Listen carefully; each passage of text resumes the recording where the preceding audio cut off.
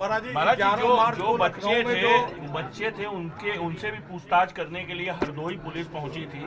उनके पिता से पूछताछ हुई है, लेकिन उसने बहुत ज्यादा मदद नहीं की है, ऐसा पुलिस का कहना है। जो जानकारी चाहिए थी वो बच्चों के पिता से मिली नहीं, पिता माता से। बात यह है कि झूठा केस है, क्या बोलेंगे वो? जितना सिखाया पढ़ाया गया होगा उतना तो बोलेंगे, उसके बाद क्या बोलेंगे? इसीलिए वो नहीं बोल पा रहे होंगे, क्योंकि पूरी तरह से बनावटी केस है। जिस तरह से महाराज जी आरोप ये लगे, कल भी आपने कहा राजनीति और अपराध का गठजोड़ सामने आया, और आज उस बात का खुलासा भी हुआ। आपने जिस तरह से एक तस्वीर जारी की, उस तस्वीर पर क्या स्थिति क्लियर हो रही है? अब हमने एक तस्वीर जो हमको जनता ने भेजा है, कई लोगों ने अलग अलग जगह से भेजा है कि ये देखिए ये देखिए, इनसे क्या आप उम्मीद करते हैं न्याय की? तो एक प्रश्न है, हमने वो आपके सामने रख दिया, तस्वीर भी हमने दिखा दी। क्या हो रहा है वो जनता को आपके माध्यम से पता रहे तो ठीक रहेगा, क्योंकि जनता जब धारणा बनाती है तो उसको आपके द्वारा दी गई सूचनाएं ही उसमें कारण होती है। लगता है कि आईपीएस जो है वो द्वेष भावना से ही आपके खिलाफ कार्रवाई कर रहा है। भाई हमारा उनका व्यक्तिगत ना तो पहले से कोई परिचय है, ना तो कोई बातचीत है, ना तो कोई स्वार्थ टकरा रहा है।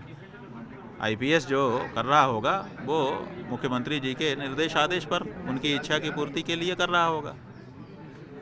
हमारा व्यक्तिगत तो उनसे कोई लेना देना है नहीं ना।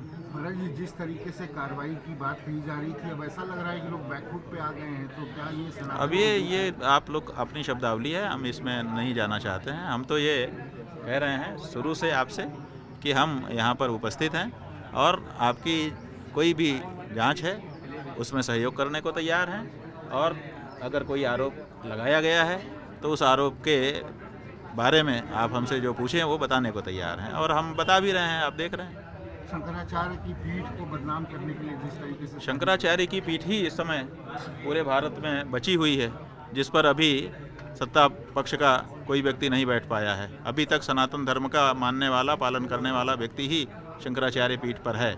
उनकी कोशिश है कि जैसे उन्होंने हर संवैधानिक पद पर अपने आदमी बैठा लिए, जैसे उन्होंने हर विश्वविद्यालय के कुलपति के पद पर अपने आदमी बैठा लिए, जैसे उन्होंने बाकी कई जगहों पर अपने आदमी बैठा लिए, वैसे वो चाहते हैं कि शंकराचार्य के पद पर भी हम अपने आदमी बैठा लें। तो इसीलिए जो परंपरागत शास्त्र को मानने वाले, वेद धर्म को बताने वाले शंकराचार्य हैं, वो उनको अब सुहा नहीं रहे हैं, क्योंकि जो वेद को मानने वाले, शास्त्र को मानने वाले शंकराचार्य हैं, वो कह रहे हैं कि एक सन्यासी को दया, करुणा और अहिंसा के व्रत का पालन करना चाहिए। और जब एक सन्यासी अपने आप को कहने वाला और गेरुआ कपड़ा पहनने वाला व्यक्ति मुख्यमंत्री आदि पद की शपथ ले लेता है, तो फिर वो मांस विक्रय का काम भी करने लग जाता है, जो कि शास्त्रोचित नहीं है। शंकराचार्य ये कह रहे हैं कि जब आपने विरक्ति धारण कर ली, माँ बाप को भी छोड़ दिया, तो फिर आप नौकरी क्यों कर रहे हैं, क्यों वेतन लेकर के काम कर रहे हैं? और वेतन लेकर के जब आप काम करते हैं, भत्ता लेकर के काम करते हैं, तो 24 घंटे के लिए आप संविधान का काम करने के लिए जब नियुक्त हो गए तो मठ का काम कब करेंगे? तो ये जो प्रश्न हैं मूलभूत, इन प्रश्नों को शंकराचार्य उठा रहा है, इसीलिए शंकराचार्य उनको नहीं सुहा रहा है। शंकराचार्य ये कह रहा है कि गौ हमारी माता है, उसकी रक्षा होनी चाहिए, गौ हत्या करने वालों को हतोत्साहित किया जाना चाहिए, और इसके लिए कानून बनाया जाना चाहिए। वो आप बनाना नहीं चाहते हो। आप लोगों के माध्यम से अब सर्वविदित है कि गौ हत्यारों से चंदा लिया जा रहा है, तो ये सब हिंदू धर्म के अनुरूप नहीं है। ये बात शंकराचार्य बता रहा है, इसीलिए शंकराचार्य को समाप्त करना उनका उद्देश्य बन चुका है। अभी अभी ये कहा कि इंडिया गठबंधन आपको समर्थन दे रहा है, क्या इसी वजह से बहुत सारे जो साधु संत समर्थन देना चाहते हैं वो नहीं सामने खुलकर आ पा रहे हैं? क्या चीज़? इंडिया गठबंधन के लोग आपका समर्थन। बात यह है कि इंडिया गठबंधन हम नहीं जानते, हम कोई पार्टी भी नहीं जानते। हम तो ये जानते हैं कि कौन सच्चा हिंदू है, कौन सच्चा हिंदू नहीं है। तो जो सच्चा हिंदू है वो खुल करके अपनी बात कह रहा है। वो भाजपा में भी है, वो भी बोल रहा है। भाजपा के भी 2 उप मुख्यमंत्री आखिर सामने आए थे ना कि गलत हुआ, आप उनको क्यों नहीं गिनते हो? वो इंडिया गठबंधन के हैं, दोनों उप मुख्यमंत्री। वो भी पानीदार लोग हैं, उनके अंदर भी अभी हिंदू धर्म जीवित है, इसीलिए वो बोल पड़े। बाकी नहीं बोल पा रहे हैं, इसका मतलब कि वो छद्म हिंदू हैं। यही तो बात है कि जो हिंदू धर्म के अनुसार बोल सकेगा मौके पर, वही तो असली हिंदू है, बाकी नकली हिंदू है।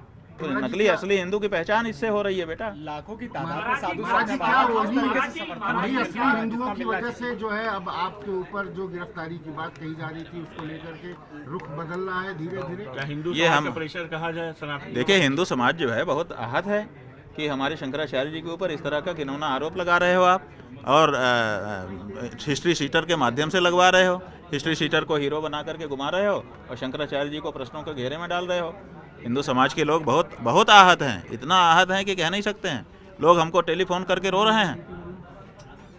अभी महाराज जी आपने एक बात कही कि वासुदेवानंद जी को कोर्ट ने इस बारे में कहकर रोका कि वो वेतन भोगी हैं और उनको संत मानने से इनकार किया, लेकिन मुख्यमंत्री के साथ भी तो यही चीज़ है। बात यह है कि हम लोग मुकदमा जो लेकर के गए थे वासुदेवानंद जी के बारे में कि इनको रोक दिया जाए, अपने आप को शंकराचार्य ना कहें, तो उन्होंने कहा भाई क्यों इनको क्यों रोकना चाहते हैं। तो हम लोगों ने शास्त्र दिखाया कि हमारे शास्त्र में लिखा है कि जो व्यक्ति सन्यासी हो जाता है वो फिर नौकरी पेशा नहीं हो सकता है, वेतनभोगी नहीं हो सकता है।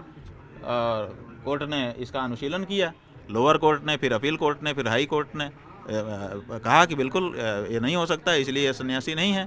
सुप्रीम कोर्ट गए, सुप्रीम कोर्ट से भी उनको कोई रिलीफ नहीं मिली।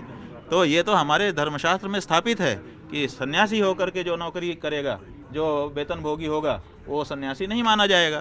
तो इसी तरह से ये जो आदित्यनाथ योगी है, ये भी अपने आप को योगी सन्यासी कहता है, गेरुआ कपड़ा पहनता है। तो ये जब नौकरी करेगा, ये वेतन भत्ता सब ले रहे हैं, ये 4.25 लाख रुपया महीने का इनका सब है मिला करके। तो आप जो वेतन भत्ता ले रहे हैं तो आप सन्यासी कैसे हैं? और आप एक सन्यासी के रूप में अहिंसा व्रत का पालन पूरी तरह से करना पड़ता है, चींटी भी ना मर जाए इसका ध्यान रखना पड़ता है। और आप करोड़ों करोड़ पशुओं को मार करके उसका मांस विदेशियों को खिलाने के लिए बेच रहे हैं, डॉलर कमा रहे हैं, और फिर भी आप अपने आप को सन्यासी कह रहे यही लिए डर हैं। गए ये जो परिभाषा हिंदू धर्म की बनाई जा रही है कि केवल गेरुआ पहन लो और अपना सिर मुड़ा लो और उसके बाद अपना नाम अमुक ये रख लो, इतने मात्र से कोई सन्यासी नहीं होता है। सन्यासी होने के लिए सन्यासी वेश के साथ साथ सन्यासी आचरण भी होना चाहिए। ये बात शंकराचार्य कह रहा है, यही उनको नहीं ठीक लग रही है। बातों से योगी जी डर गए हैं कि महाराज 12 तारीख को लखनऊ जाएंगे आप? स्लॉटर हाउस कंपनियों के इशारे पर आपको फंसाया जा रहा है क्या? बात यह है कि ये जो व्यक्ति है जिसने हमारे विरुद्ध शिकायत की है, ये खुद मोइन खान नाम के व्यक्ति के साथ पुलिस अधिकारी के कमरे में जा कर के 1 लाख रुपए की घूस दे रहा था, कह रहा था 12 लाख रुपया महीना देंगे, आप हमारे सारे ट्रक गायों के छोड़ दिया करिए, मत पकड़ा करिए। तो ये गौ हत्यारों का ही तो रेकट है, उसी का तो व्यक्ति है। तो जो स्वयं गौ हत्यारों के साथ खड़ा होकर के और गायों के ट्रक को पार कराने का काम करता हो, वो अब गौ माता की रक्षा करने के लिए निकले शंकराचार्य के ऊपर आक्षेप लगाए, इसमें क्या आश्चर्य है। लेकिन आश्चर्य ये है कि अपने आप को सन्यासी कहने वाले योगी आदित्यनाथ की सरकार के द्वारा उसको संरक्षण मिल रहा है और उसकी बात को आगे बढ़ाया जा रहा है। महाराज जी, आप 11 तारीख को लखनऊ जाएंगे? महाराज जी, क्या आपके खिलाफ जो पूरा षड्यंत्र ब्रीफ कंपनियों ने फाइनेंस षड्यंत्र माने हो सकता है, क्योंकि ये तो प्रमाणित है। जेल में रह चुका है नवनीत राणा नाम के जो अधिकारी थे, उन्होंने इनको पकड़ा था और पकड़ करके जेल में डाला था। तो ये व्यक्ति गौ तस्करी के मामले में जेल जा चुका है। स्वाभाविक है, हो सकता है कि इसको फंडिंग की जा रही हो, लेकिन उसके साथ साथ जो उत्तर प्रदेश की पुलिस है वो भी तो मदद करती दिखाई दे रही है।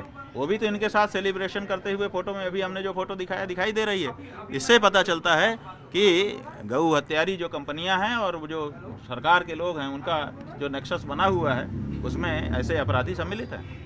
गौ हत्या के लिए, गौ को राष्ट्रमाता बनाने के लिए जो आपने मुहिम छेड़ी थी 11 मार्च, वो चल रही है मुहिम हमारी, आप जाएंगे वो आप युद्ध लोग? हमारा चालू जारी है और हमने 11 मार्च का कार्यक्रम अभी निरस्त नहीं किया है। हम बिल्कुल वहाँ पहुँचेंगे और पहुँच करके जो हमको कहना है, घोषणा करनी है, 40 दिन में जो रिजल्ट आने वाला है उसको हम बताएंगे। क्यों नहीं बताएंगे? महाराज जी, जो अन्य 4 पीठ के शंकराचार्य जी हैं, उनसे आपकी बातचीत हुई है? हमारे जो 3 अन्य पीठ के शंकराचार्य जी हैं, हम चारों परस्पर निरंतर संपर्क में रहते हैं, बातचीत हम लोगों की होती रहती है, कोई ऐसी बात ही नहीं है।